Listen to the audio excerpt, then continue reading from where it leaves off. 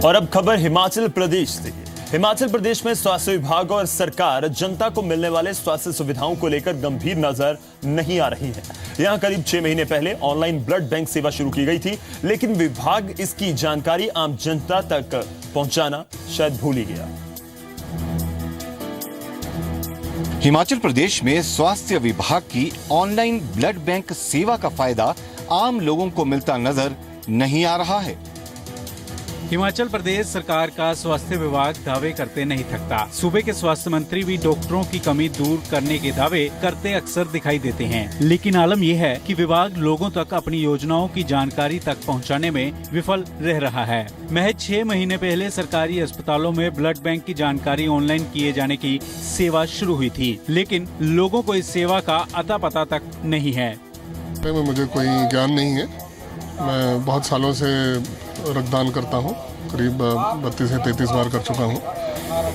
जब तक इसके बारे में अवेयरनेस नहीं होगी जनता में, तो ये लोग कैसे इसको उपयोग करेंगे। अगर ये इसके बारे में अवेयरनेस हो और इसको सही ढंग से इसका प्रचार किया जाए तो इसका बहुत फायदा होगा। उधर आईजीएमसी के अधिकारी ये तो मान रहे हैं कि ऑनलाइन सेवा शुरू हो चुकी है, लेकिन साइट को अपडेट किए जाने की जरूरत की बात भी कर रहे हैं। इतना ही नहीं, अस्पताल को अब तक ब्लड की खातिर ऑनलाइन आवेदन मिला ही नहीं है। ऑनलाइन रिक्वेस्ट तो इसमें नहीं आ रही है, पर इसमें इंफॉर्मेशन पता लग जाती है घर बैठे बैठे कि ए पॉजिटिव अगर किसी को ज़रूरत है, वो अवेलेबल है तो कितना है, और कमी है तो कब से कमी है, पूरा स्टेटस इसमें डाल दिया जाता है। इसको अपडेट करने के लिए प्रयास जारी हैं ताकि इसमें हर तरह की सुविधा लोगों को मिल सके। खुद आईजीएमसी प्रशासन के अधिकारी मानते हैं कि साइट को अपडेट करने की जरूरत है। आपने फिल्म नायक में एक दिन का सीएम देखा होगा। फिल्म में जो दिखाया गया असल जिंदगी में ऐसा हो पाना संभव नजर नहीं आता, लेकिन हिसार में कुछ हद तक ऐसा होता नजर आया। हिसार के धांसू गांव की एक बेटी को सीएम तो नहीं, लेकिन एक दिन का सरपंच जरूर बनाया गया।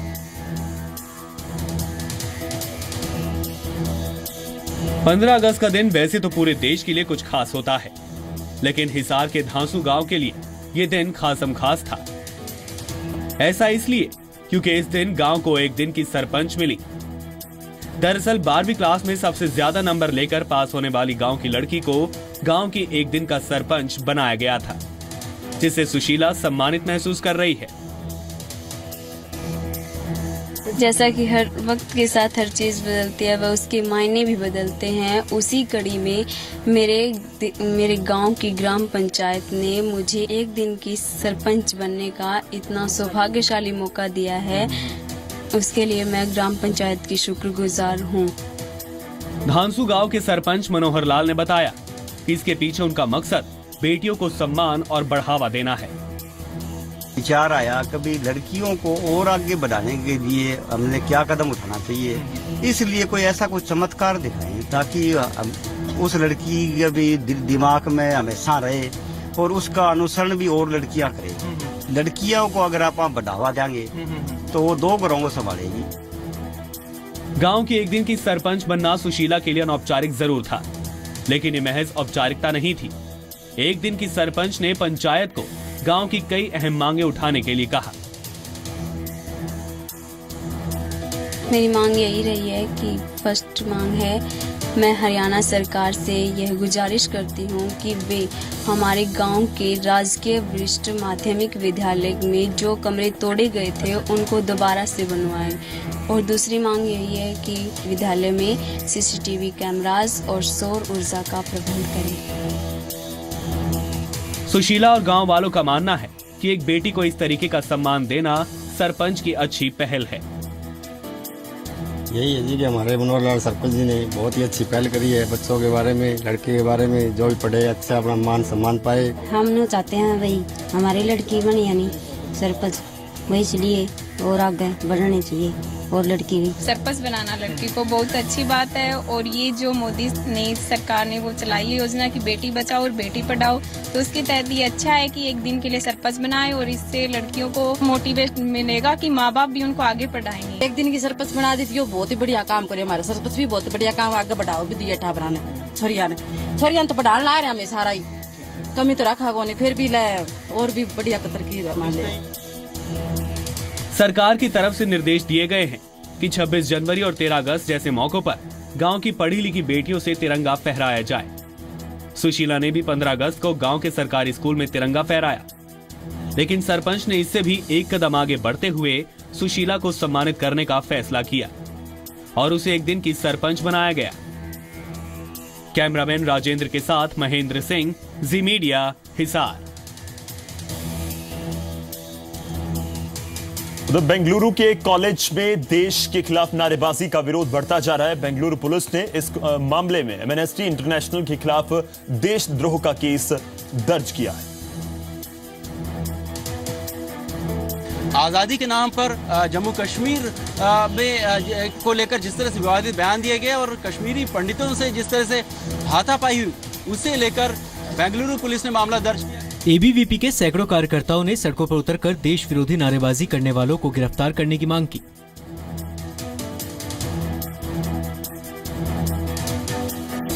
बीजेपी ने घटना की तुलना जेएनयू में देश विरोधी नारेबाजी से करते हुए गृह मंत्री राजनाथ सिंह को चिट्ठी लिखी है।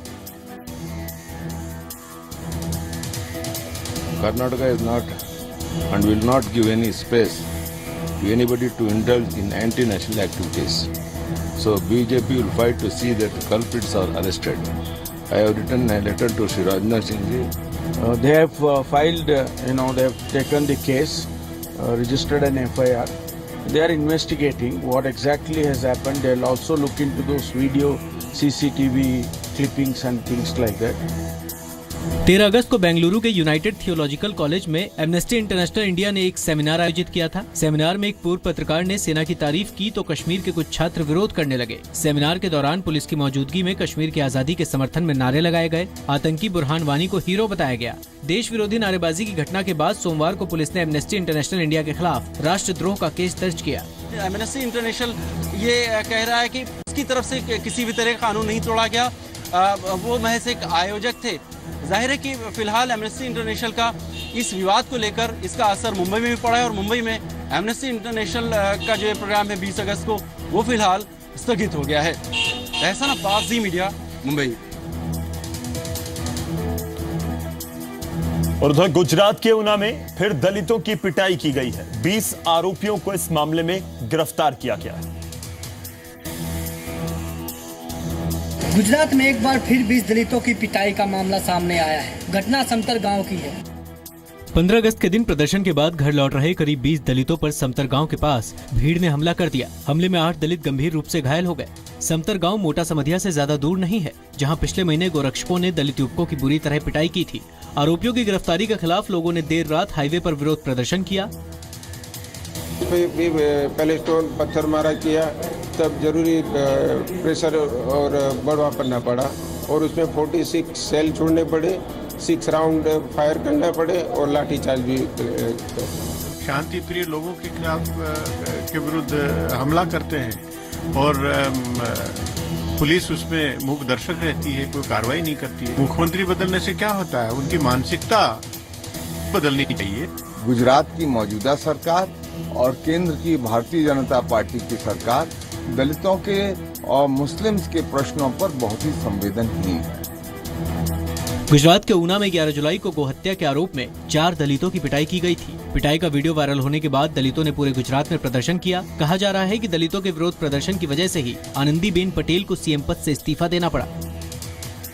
समतर गांव में हमला करने वाले भी पिछले महीने दलितों की पिटाई में गिरफ्तार किए गए लोगों के रिश्तेदार बताए जा रहे हैं। कैमरा पर्सन सोनू धनखड़ के साथ संजीत खन्ना, जी मीडिया।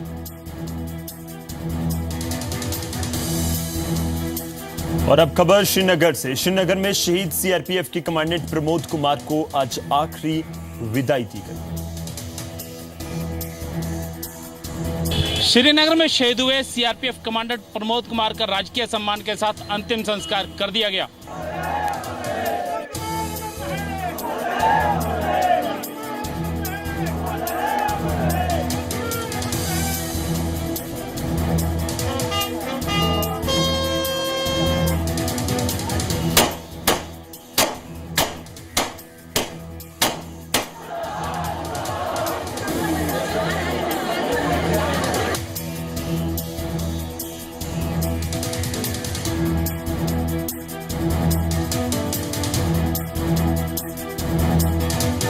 क्या? कि तुम पुलिस ऑफिसर बनोगी। शहीद होने से 2 दिन पहले आरना ने अपने पिता से आखिरी बार बातचीत की। सामना करना पड़ रहा है और कड़ी मेहनत के साथ हम इन चुनौतियों का सफलतापूर्वक सामना कर रहे हैं। इसमें एक महत्वपूर्ण चुनौती आतंकवाद है और श्रीनगर में आतंकवाद के साथ भी पत्थरबाज है। 43 साल के शहीद प्रमोद कुमार कल श्रीनगर के नौहट्टा में आतंकी हमले के दौरान शहीद हुए थे। शहीद होने से पहले प्रमोद कुमार ने 2 आतंकियों को ढेर किया था। प्रमोद कुमार 1998 में सीआरपीएफ में भर्ती हुए थे। 12 जुलाई को उनका प्रमोशन हुआ था। शहीद प्रमोद त्रिपुरा, असम, बिहार, झारखंड और आंध्र प्रदेश में भी तैनात रह चुके थे। शहीद सीआरपीएफ के कमांडर प्रमोद कुमार करीब 3 साल तक एसपीजी में भी रह चुके थे। ब्यूरो रिपोर्ट के साथ रविंद्र श्रीवास्तव, जी मीडिया। और अब खबर दिल्ली से। दिल्ली में पतंग के चीनी मांझे से 3 साल की बच्ची की मौत हो गई, जिसके बाद दिल्ली सरकार ने इस पर बैन लगा दिया। 3.5 साल की बच्ची साक्षी अपने परिवार के साथ घूमने निकली थी और उसके बाद पतंगों ने चाइनीज मांझे ने उस बच्ची की जान ले ली। को परिवार के साथ नारायणा से फिल्म देखकर लौट रही थी। रानीबाग में जब उसने कार की खिड़की से गर्दन बाहर निकाला तो चीन के मांझे ने गर्दन काट दी। उसे फौरन अस्पताल ले जाया गया, लेकिन तब तक उसकी मौत हो चुकी थी। बच्ची जिद करने लगी कि वो इस जो रूफ टॉप है कार का, इस रूफ टॉप से बाहर का नजारा देखते रहे। आसमान में रंग बिरंगे पतंगे उड़ रही थी और वो पतंग कितनी खतरनाक साबित हुई उस परिवार के लिए।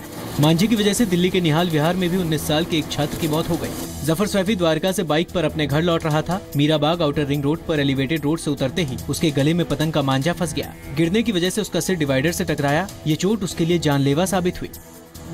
पतंगबाजी में इस्तेमाल होने वाले चीन के मांझे नायलॉन के बने होते हैं। चीन के मांझे सस्ते होने की वजह से लोग पतंगबाजी में इसका ज्यादा इस्तेमाल करते हैं। चीन के मांझे से अक्सर पक्षियों के कटने की खबर आती है।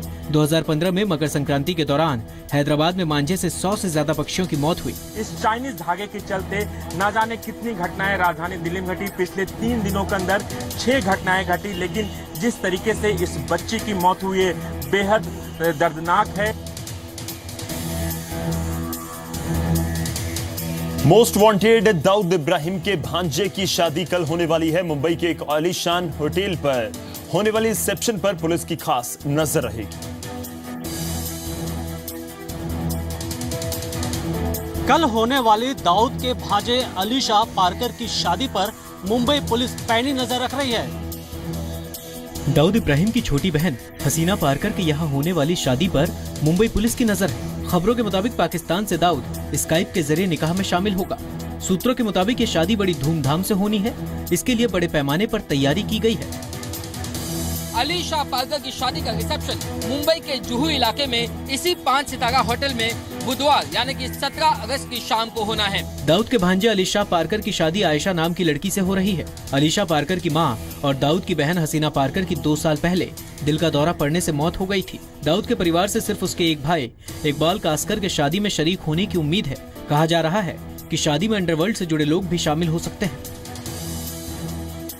पुलिस के लिए दाऊद के परिवार से जुड़ी शादियों पर नजर रखना इसलिए भी ज्यादा जरूरी है क्योंकि होने वाले किसी भी गैंगवार को टाला जा सके। ब्यूरो रिपोर्ट के साथ मनीष शुक्ला, जी मीडिया। ईपीएफओ सब्सक्राइबर्स को बड़ा तोहफा मिल सकता है। सूत्रों की माने तो ईपीएफओ सब्सक्राइबर्स को जल्दी सस्ती दर पर होम लोन मिलेगा, जिसके लिए एसबीआई सहित 2 सरकारी बैंकों से बातचीत चल रही है। नौकरी करने वालों को ईपीएफओ अब सस्ता होम लोन उपलब्ध करवाने की तैयारी में जुटा है। अगर आप नौकरी करते हैं तो आपके लिए अपने घर के सपने को पूरा करना आसान होने वाला है। रिटायरमेंट फंड संस्था ईपीएफओ जल्द ही अपने 4 करोड़ से ज्यादा सब्सक्राइबर्स के लिए स्कीम लॉन्च करने वाला है। इसके तहत ईपीएफओ सब्सक्राइबर्स को मार्केट रेट से 1 से 1.25% तक कम ब्याज पर होम लोन मिल सकेगा। ईपीएफओ अपने ग्राहकों को होम लोन देने के लिए इन ऑपरेटिव अकाउंट में पड़े पैसे का इस्तेमाल करेगा। सूत्रों के मुताबिक इसके लिए ईपीएफओ की एसबीआई सहित 2 सरकारी बैंकों से बातचीत चल रही है। देखिए, जो भी इन्वेस्टर कहें या स्मॉल डिपॉजिटर कहें, जो भी उनके लिए चीज अच्छी है, I am on board for all these kind of initiatives. दरअसल ईपीएफओ ने हाल ही में इन ऑपरेटिव अकाउंट में जमा पैसे पर फिर से ब्याज देने का फैसला किया है। ऐसे में उस पर नए और सुरक्षित इन्वेस्टमेंट टूल्स तलाशने का दबाव है। सूत्रों के मुताबिक ईपीएफओ की अगले महीने होने वाली सेंट्रल बोर्ड ऑफ ट्रस्टीज की बैठक में इस पर सहमति बनाने में दिक्कत नहीं होगी और कंसल्टेशन के बाद सरकार इस पर आगे बढ़ेगी। ग्राहक की एलिजिबिलिटी ईपीएफओ तय करेगा और सामान्य लोन की तरह ईएमआई के जरिए ये लोन चुकाया जाएगा। ब्यूरो रिपोर्ट के साथ विशाल द्विवेदी, जी media. RBI governor Raghuram Rajan ने सरकारी बैंकों की जरूरत से ज्यादा जवाबदेही और निगरानी घटाने की वकालत की है। राजन ने कहा कि सरकारी बैंकों की ज्यादा जवाबदेही और निगरानी से मैनेजमेंट को कामकाज में मुश्किल आती है। आरबीआई गवर्नर रघुराम राजन ने पीएसयू बैंकों पर जवाबदेही का बोझ कम करने की वकालत की है। सरकारी बैंकों को बार बार एनपीए के लिए फटकारने वाले रिजर्व बैंक गवर्नर रघुराम राजन उनके बड़े हमदर्द बनकर उभरे हैं। राजन के मुताबिक सरकारी बैंकों की इतनी ज्यादा संस्थाओं के प्रति जवाबदेही और निगरानी है कि टॉप मैनेजमेंट को मुख्य काम पर फोकस करने में मुश्किल होती है। राजन ने कहा कि सरकारी बैंकों को रिजर्व बैंक के अलावा संसद, वित्त मंत्रालय, बैंक बोर्ड, ब्यूरो और विजिलेंस कमीशन जैसी संस्थाओं को जवाब देना पड़ता है। राजन कहते हैं कि ये पक्का किया जाए कि किन स्थितियों में किस संस्था का दखल होगा। राजन ने कहा कि सीएजी, सीवीसी जैसी संस्थाओं का दखल जानबूझकर गलत लोन बांटे गए मामले में ही होना चाहिए। Some of our bankers have a hesitancy of lending into NPA situations because they fear that this will be a trigger for the vigilance agencies. I think the government has told them, we have also told them, and of course the proof of the pudding is to get the vigilance agencies also to respect this. सरकारी बैंकों के कामकाज बेहतर बनाने के लिए राजन ने अच्छा टैलेंट लाने की वकालत की। उन्होंने सरकारी बैंकों के कर्मचारियों को भी स्टॉक ऑप्शन और अच्छा वेतन देने का सुझाव दिया, लेकिन ये भी कहा कि समय के साथ सरकारी बैंकों और निजी बैंकों को लेकर सरकारी नजरिए में अंतर खत्म हो जाना चाहिए। We cannot continue relying on the committee system for decision making entirely. Because committees are good, lots of inputs, etc. But some senior person has to take responsibility for the loan and has to put their name on the loan proposal. Reserve Bank governor Raghuram Rajan ने एक बार फिर से cyber fraud के खतरों को लेकर आगाह किया। राजन ने कहा कि बैंक और सिस्टम दोनों के स्तर पर साइबर सिक्योरिटी मजबूत करने की जरूरत है। रघुराम राजन का दावा है कि ज्यादातर निगरानी और जवाबदेही से सरकारी बैंकों के कामकाज में खासी दिक्कतें आती हैं। ब्यूरो रिपोर्ट के साथ संदीप सिंह, जी मीडिया। अब खबर चंडीगढ़ से। बिजली बचाने के लिए पंजाब यूनिवर्सिटी के स्टूडेंट्स ने एक नया तरीका खोज निकाला है। छात्रों ने एक ऐसा ऐप बनाया है जो बिजली की बचत करने में बेहद अहम भूमिका निभाएगा। अब आपको आपके घर के एसी, पंखे और ट्यूबलाइट ऑन करने के लिए खड़े होने की ज़रूरत नहीं है, क्योंकि पंजाब यूनिवर्सिटी के स्टूडेंट्स ने एक ऐसी एप्लीकेशन बनाई है जिसे आप अपने फ़ोन में डाउनलोड कर सकते हैं और उसके ज़रिए आप घर के एसी, ट्यूबलाइट और पंखे ऑन और ऑफ कर सकते हैं। हमारे साथ यहाँ पर पंजाब यूनिवर्सिटी के छात्र हैं, इनसे पूछते हैं। मोहित जी, किस तरह ये एप्लीकेशन काम करती है और इस एप्लीकेशन का क्या नाम रखा है? इस एप्लीकेशन का सबसे पहले मैं बताना चाहूँगा, इस एप्लीकेशन का नाम स्मार्ट स्विच है और हमने एक एप्लीकेशन के साथ साथ एक डिवाइस है बनाया है जो कि ये है, और ये एक एप्लीकेशन है जो कि एंड्रॉयड, आपके iOS सारे फ़ोन के साथ कंपैटिबल है। जो भी विंडोज़ आर के स्मार्टफोन्स जो अवेलेबल हैं लेटेस्ट मार्केट में, उनके साथ कंपैटिबल है। इससे अब हम जो है हमारे जो हार्डवेयर डिवाइस है वो हम कनेक्ट कर देते हैं इससे, जो स्विच है हम उसके साथ, और इस हार्डवेयर डिवाइस के साथ हमारा राउटर के साथ हमारी एप्लीकेशन कनेक्टेड है। इस एप्लीकेशन से, जैसे कि आप देख रहे हैं कि मैं आपको दिखा रहा हूँ, इस एप्लीकेशन से आप ऑन ऑफ करने के ज़रिए, जैसे मैं आपको इधर से दिखाता हूँ, ये देखिए, आपको दिखाते हैं कि किस तरह से ये एप्लीकेशन काम करती है। किस तरह से आप बटन दबाते हो तो ये जो ट्यूब लाइट ऑन हो जाती है, पंखे ऑन हो जाते हैं, ऑफ हो जाते हैं। आपको दिखाते हैं किस तरह काम करता है। ये देखिए, अब वो सामने ट्यूबलाइट ऑफ है, जैसे मैं इस पर क्लिक करूँगा ट्यूबलाइट ऑन हो जाएगी, second tubelight on, third tubelight on, fan on. So इस तरीके से हम कैसे कोई भी डिवाइस है उसको अपने फ़ोन से कहीं भी बैठ के, यहाँ बैठ के आप अपने लंदन से भी डिवाइस ऑपरेट कर सकते हैं। अलावा अगर देखें तो और क्या क्या सुविधा दी गई है? क्या इस एप्लीकेशन को डाउनलोड करने के अलावा हमें घर में कोई और डिवाइस भी लगाना पड़ेगा किसी तरह का? हाँ, एक डिवाइस लगाना पड़ेगा, जैसे कि आप उस टेबल पे देख रहे हैं वो रखा है। इस तरीके का एक डिवाइस होगा जो आप घर में अपने स्विच के साथ लगाएंगे। तो उस चीज़ से क्या होगा कि इस चीज़ को स्विच के साथ लगाने का हमारा एक मोटिव है कि हम लोग जो है ये चाहते हैं कि जो एक मैनुअल स्विच से भी ऑपरेट कर सके आदमी, और एक इन्होंने एप्लीकेशन बनाई है हमारी, तो एप्लीकेशन आपने बनाई है, क्या सोचकर बनाई, क्या लगता है आपको, क्यों ज़रूरत थी इस एप्लीकेशन की? सर सबसे पहले ज़रूरत का यही है कि हम अपने घर पर होते हैं और एक दूसरे कमरे की हमने लाइट या पंखा ऑन ऑफ करना है, या सिर्फ ये देखना है कि हमने कहीं ऑन तो नहीं छोड़ दिया। इस चीज़ का ध्यान रखते हुए ये चीज़ बनाई गई। यहाँ पर आप देख सकते हो कि किस तरह से इलेक्ट्रिसिटी सेव करने का एक बेहतरीन तरीका बनाया गया है। कैमरामैन अरुण के साथ रविंद्र सिंह, जी मीडिया, चंडीगढ़।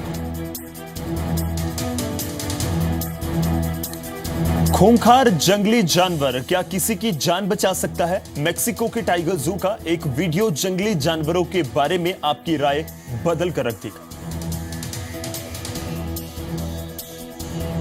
YouTube पर वायरल हुए एक वीडियो में एक बाघ अपनी देखभाल करने वाले शख्स की जान बचाते हुए दिख रहा है। 6 शेरों के बीच मौजूद इस शख्स को किसी तरह का खौफ नहीं है। इसके चेहरे पर आपको किसी तरह का डर नहीं दिख रहा होगा। बड़े आराम से ये जू कीपर एक सफेद शेर के पेट पर ठपकियां लगा रहा है। इन शेरों से थोड़ी दूर पर एक बाघ भी आराम कर रहा है। अपने नजदीक हो रहे उछल कूद से इस बाघ को लगता है कोई मतलब नहीं है, लेकिन जरा ठहरिए। जू कीपर के ठीक मौजूद ये अलसाया सा बाघ ठपकियां नहीं ले रहा, बल्कि इसकी निगाह तो कहीं और है। कहां, हम आपको बताते हैं। इस वीडियो में पेड़ों के पीछे हो रही हलचल पर नजर डालिए। एक तेंदुआ बड़े शातिर अंदाज में जू कीपर पर निगाहें गड़ाए है। लगता है तेंदुए को पूरी खबर है कि जू कीपर का ध्यान शेरों पर है। शातिर तेंदुआ इस मौके का फायदा उठाना चाहता है। पेड़ों के पीछे मौजूद तेंदुआ एकाएक जू कीपर की तरफ लपकता है। वो तेज रफ्तार से जू कीपर पर हमले की कोशिश करता है, लेकिन इसी बीच तेंदुए और जू कीपर के बीच बाघ दीवार बनकर खड़ा हो जाता है। तेंदुए की इंसान पर हमले की कोशिश को बाघ नाकाम कर देता है। हालांकि अपने हमले में नाकाम होने के बावजूद तेंदुआ दोबारा जू कीपर की तरफ बढ़ता है, लेकिन बाघ के जवाबी हमले के बाद जू कीपर भी चौकन्ना हो जाता है। इस दौरान बाघ तेंदुए को जमीन पर गिरा देता है। YouTube पर इस वीडियो को 6 लाख से ज्यादा बार शेयर किया जा चुका है। ब्यूरो रिपोर्ट के साथ सुनील नागपाल, जी मीडिया। हिसार ने कई दिनों बाद दिल्ली और गुड़गांव को पछाड़ते हुए 38 डिग्री सेल्सियस का अधिकतम तापमान दर्ज किया है। गर्मी के मामले में हिसार कई दिन बाद फिर से फॉर्म में लौट रहा है। हिसार में अधिकतम तापमान 38 डिग्री सेल्सियस दर्ज हुआ है, जो दिल्ली और गुड़गांव से 2-3 डिग्री सेल्सियस ज्यादा है। बीते दिनों में हिसार का तापमान 35 डिग्री सेल्सियस के नीचे बना हुआ था। उधर दिल्ली में आज भी अधिकतम तापमान 35 डिग्री सेल्सियस, गुड़गांव में 34 और चंडीगढ़ में 33 डिग्री सेल्सियस रिकॉर्ड किया गया। उधर पंजाब के बठिंडा और लुधियाना में अधिकतम तापमान 35 डिग्री सेल्सियस, अमृतसर में 34 और जालंधर में 33 डिग्री सेल्सियस तापमान रिकॉर्ड हुआ है। हिमाचल की राजधानी शिमला में अधिकतम तापमान 25 डिग्री सेल्सियस, जबकि मनाली का तापमान 27 डिग्री सेल्सियस रिकॉर्ड हुआ है, जो बीते दिनों के मुकाबले ज्यादा है। वहीं धर्मशाला में अधिकतम तापमान 28 डिग्री सेल्सियस रिकॉर्ड हुआ है। शिमला और मनाली के तापमान में भी लगातार बढ़ोतरी दर्ज की जा रही है। ब्यूरो रिपोर्ट के साथ मंजूर पठान, जी मीडिया।